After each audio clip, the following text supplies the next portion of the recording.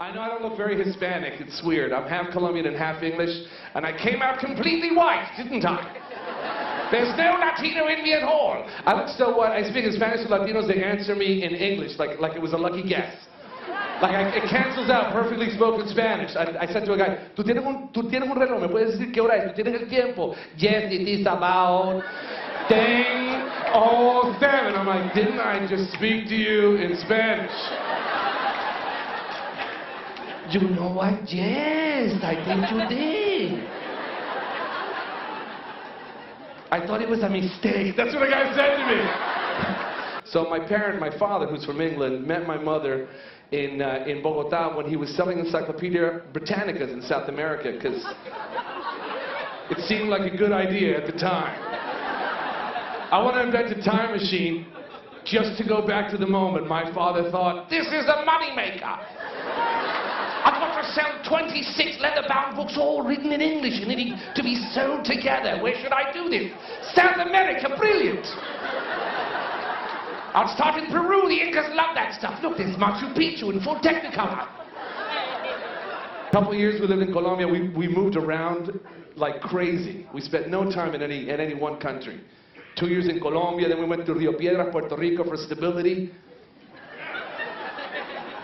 Then we went to Caracas, Venezuela. Then we moved to Hong Kong. Then we went to the States, back to Hong Kong, back to the United States. By the time I was 13, I guess my father was being fired horrifically. Are we agreed? That's clear. We were clearly fleeing nations, basically. How badly fired did he get for us to go to Hong Kong? That's what I want to know. Ooh, Daddy, bucket it up this time. Come on, pack it up, pack it up. We're going on a long one on Cathay Pacific. Pack a lunch. No movies, late 70s. Daddy messed up. Daddy messed up. I was 9 years old when we moved to Hong Kong, which I've got to tell you was pretty cool.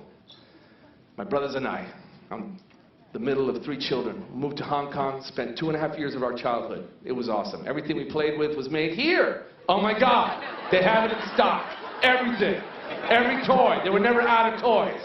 It was awesome. It was a game I played with my brother. What about this one, Lolo? Made here. What about this one? Made here. Some of them actually read made here.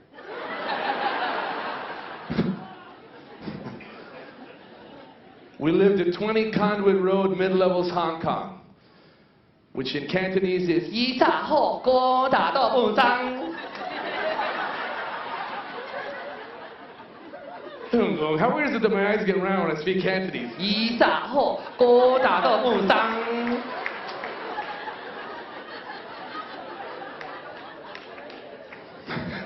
I can only do that in restaurants in the States, and they're always like, oh, that's good, yeah. You know where you live, wow. You far from home, dude. 2.5 years in Hong Kong, and then we moved to the United States. Where? Where in this beautiful big country of the United States did we move to? New Canaan, Connecticut. The whitest town in the whole planet. Started in 1980.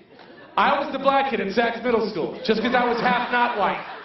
That was enough to throw me over the hump. They pulled me out of class one day, like, Mr. Kennedy, apparently there is a glitch in your DNA. Yes, I know. You're not all white. I mean, you're okay, but you're not white. You are a Latino with some type of Caucasian glazing, right? I don't know if Saks is still like that, but New Canaan is insane. My mother's 5 feet tall, dark hair, dark eyes, thick Hispanic accent. Nobody ever thought was my mother, like for 2 months. There were no Latinos living in New Canaan. They were there during the day. Then they went to Norwalk. Okay? So for 2 months in New Canaan, Connecticut, which is probably one of the most affluent towns in the country, they thought my mother was an overly affectionate maid. Does she always kiss you like that? Yeah, because she's my mother. I just got home from school. Doesn't your mother kiss you? No. Well, my mother does, but they don't. Well, that's because Griselda, Jahaira, Esmeralda isn't your mother. When you combine ethnicities and you have children, you have no idea what your kids are going to look like. You have no idea. I'm in the middle of 3 boys. We all came out completely different. It's like rolling dice. What's this one gonna look like? Boom, Ryan Seacrest. What's this one gonna look like? Ricky Martin. My brother looks like Ricky Martin. We're related, same parents. My brothers and I are different heights, hair color, eye color, skin tone, sexual orientation. We don't even look like a family. It looks like a photo of people just gathering at a bus stop on a sunny day. That's what a picture of my family looks like. People have looked at a picture of my family and gone, friends of yours? Yes, yes, because they're my family.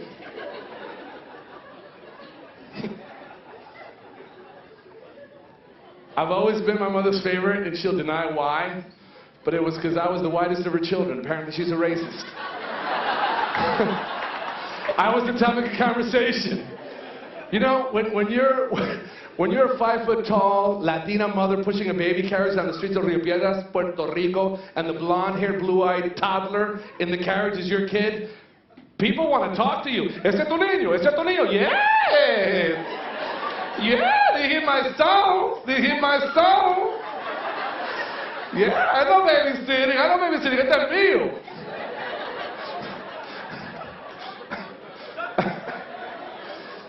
I know a lot of people here speak Spanish. Some of you don't, but you have to admit to me. All right, clap if you don't speak Spanish, but you've happened upon a Spanish station and just hung out there to watch. Right? Because it's exciting. Especially telenovelas, right? Spanish soap operas. It's the end of the world no matter when you click on one. No matter when you click, there's never downtime. There's no resolution. It's the end of it's always María, María. Es que no puedo soportar de María. Lárgate de aquí, Diego, lárgate de aquí. Mamá, mamá, es Diego mi papá. These are easy words. Come on, people. You can hang with me. ¿Es Diego mi papá? No. No, Manuelito. Diego no es tu papá. And they do that with the eyes, don't they? Don't they always do that? It's like, Diego es tu mamá. ¡Pum, pum, pum! Este programa se presenta por McDonald's.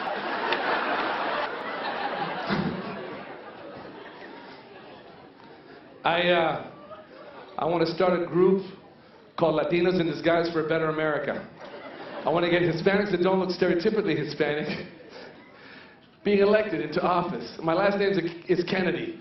I can get elected. Kennedys, they get into office real easy. What happens afterwards kind of sucks, but they get elected. So I want to run for governor of Arizona just to mess with that state, you know, and then they elect me, and when they introduce me for the first day as governor, this is your new governor, Andrew Neil Kennedy. I'll be like, que todos los mexicanos se quieran venir por aquí, gratis, que vengan. Oh my goodness, look at that white boy speaking Spanish. That's an abominación, eh?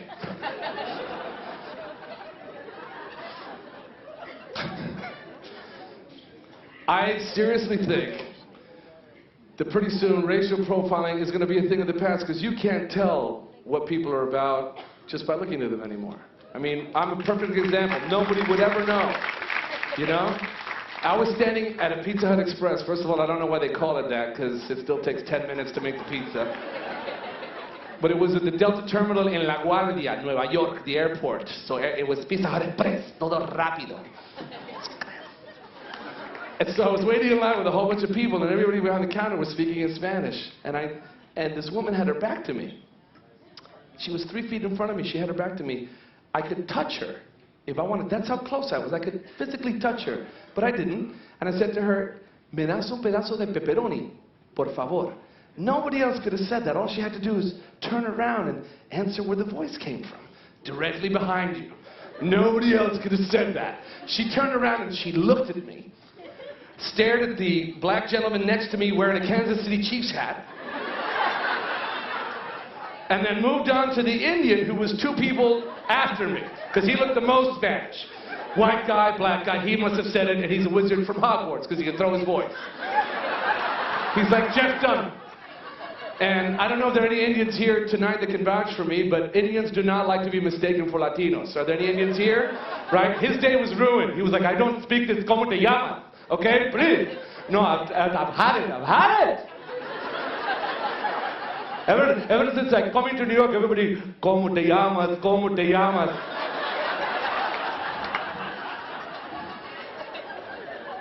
I'm not Boricua. Yes, I like to move it, yes.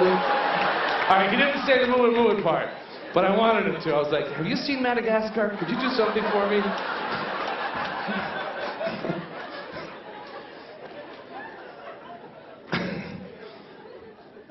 Everybody that comes from somewhere else to the United States is very proud of the fact that they can speak English, from whatever country you come from.